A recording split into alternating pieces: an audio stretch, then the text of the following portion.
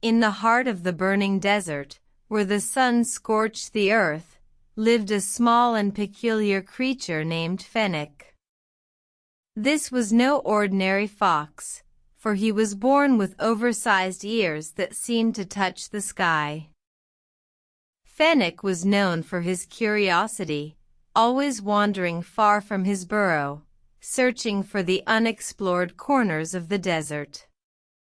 His large ears, some said, were his compass, guiding him through the endless sands. One day, while exploring, Fennec stumbled upon a hidden oasis. It was a lush paradise, full of life and cool water. Fennec was overjoyed but knew that he must keep the secret of the oasis to himself. However, as days turned into weeks, Fennec found himself growing weaker and weaker.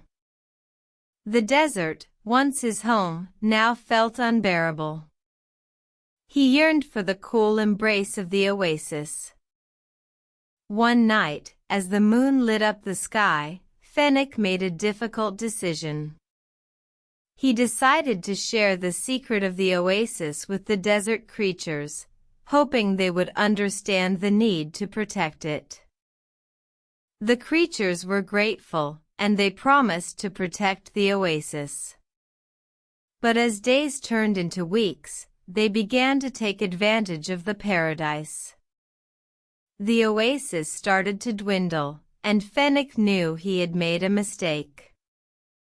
Fennec, filled with remorse, returned to the oasis one last time. He found it almost dry, a mere shadow of its former self. With tears in his eyes, he said, "I have learned a valuable lesson. Sharing is not always a blessing, but a responsibility."